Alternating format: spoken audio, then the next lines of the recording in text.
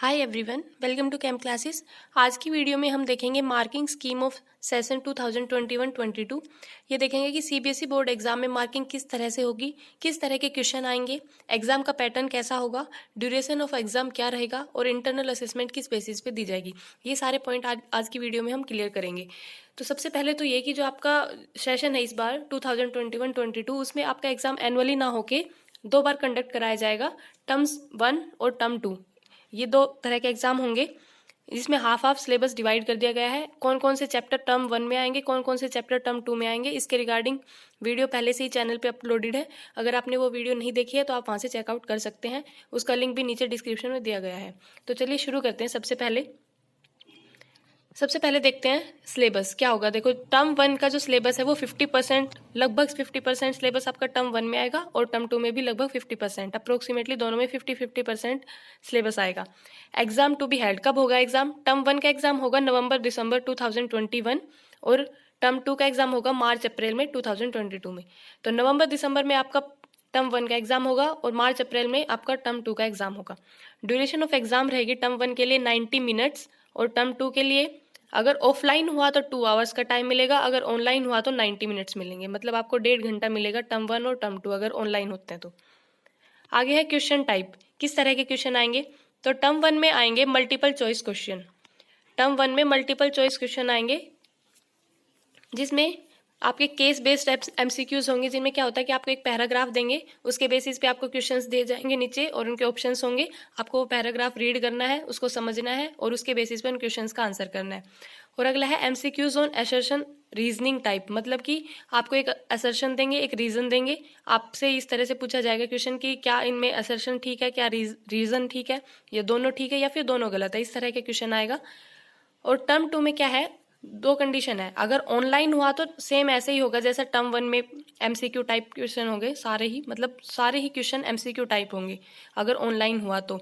लेकिन अगर ऑफलाइन हुआ तो आपका केस बेस्ड स्टडी आएगा, situation based study, short answer और लॉन्ग आंसर। तो मतलब आपका सब्जेक्टिव और ऑब्जेक्टिव दोनों तरह का पेपर होगा अगर ऑफलाइन होता है तो, और ऑनलाइन होता है तो सिर्फ एमसीक्यू टाइप पेपर होगा। तो अगर एमसीक्यू टाइप होता है तो अब आपको 90 मिनट्स मिलेंगे, और अगर आपका ऑफलाइन पेपर होता है जिसमें आपका एमसीक्यू भी आएगा और सब्जेक्टिव क्वेश्चंस भी आएंगे तो आपको 2 आवर्स का टाइम मिलेगा।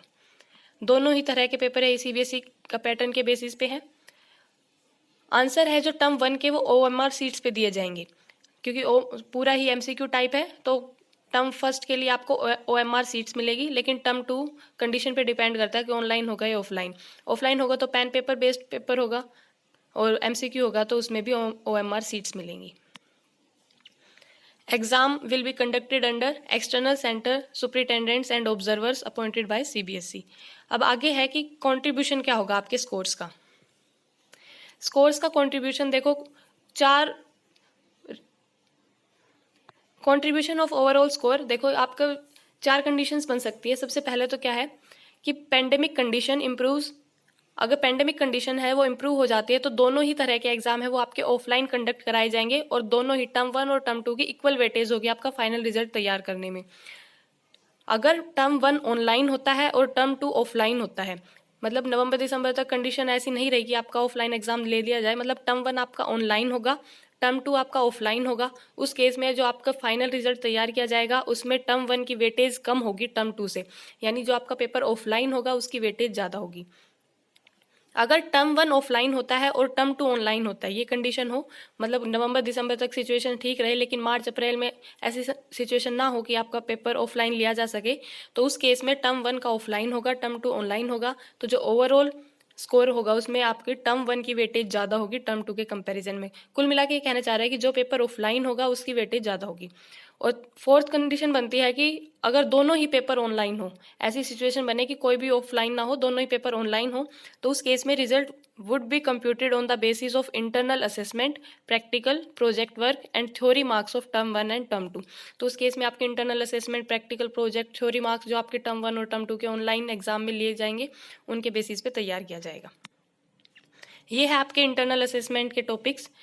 देखो क्या है कि जो 9th और 10th का देख लेते हैं एक बार। इसमें क्या है कि आपके 3 पीरियोडिक टेस्ट होंगे, मतलब कि जो आपके मंथली टेस्ट होते हैं या फिर जिनको यूनिट टेस्ट बोलते हैं, उन टेस्ट के बेसिस पे student enrichment, portfolio, project work, speaking, listening activities, project. तो इनके बेसिस पे आपका इंटरनल असेसमेंट तैयार किया जाएगा। और 11th-12th में आपके यूनिट टेस्ट होंगे, एक्सप्लोरेटरी एक्टिविटीज़ होगी, प्रैक्टिकल्स और प्रोजेक्ट। इनके बेसिस पे आपकी इंटरनल असेसमेंट तैयार की जाएगी। तो ये है पूरा आपका 2021-22 का स्कीम कि आपके किस तरह से एग्ज़ाम कंडक्ट कराए जाएंगे। आप ये देख सकते हो कि अगर कौन सी सिचुएशन हुई, ऑनलाइन होगा, ऑफलाइन होगा, तो किस तरह से आपके जो फाइनल रिजल्ट तैयार होगा तो इसमें किसको ज़्यादा वेटेज मिलेगी, किसको कम वेटेज मिलेगी। तो ये है आपका एकेडमिक सेशन 2021-22 की मार्किंग स्कीम। अब एक बात और इम्पोर्टेंट है, देखो दोनों में ही लगभग 50-50% सिलेबस दिया गया है। तो एक बात आप देख रहे हो कि जो टर्म 1 का एग्जाम है वो नवंबर-दिसंबर में होगा, यानी आपको उसके लिए काफ़ी टाइम मिल रहा है, कई महीने हैं आपके पास। लेकिन टर्म 2 के का जो एग्जाम है वो फिर मार्च-अप्रैल में हो जाएगा, तो उसके लिए आपके पास 2 महीने होंगे सिर्फ, जनवरी और फरवरी 2 महीने होंगे। तो इस केस में क्या करना है आपको, जो टर्म 2 का सिलेबस है वो भी अभी से अपना कवर करते हुए चलना है। टर्म 1 के लिए तो पढ़ना ही है, उसका तो रिवीजन भी करना है, लेकिन टर्म 2 के सिलेबस को भी आपने एक बार गो थ्रू उसके हो जाना है, क्योंकि बहुत कम टाइम मिलेगा। जो 2 महीने मिलेंगे उसमें आप सिलेबस कंप्लीट करोगे या रिवीजन करोगे तो वो बहुत कम टाइम होगा। तो आपको अपना 70% सिलेबस टर्म 2 का अभी से लगभग कवर करते हुए चलना है। उसको सिर्फ रिवीजन के लिए फिर बाकी रह जाएगा आपके पास, तो आपके ऊपर ज़्यादा बर्डन नहीं आएगा मार्च-अप्रैल में जब एग्जाम होगा तो उस केस में। तो आपने अब सिर्फ टर्म 1 का नहीं पढ़ना, आप साथ साथ टर्म 2 के लिए भी पढ़ते हुए चलना है, और टर्म 1 की रिवीजन भी करनी है और टर्म 2 का सिलेबस कवर करना है।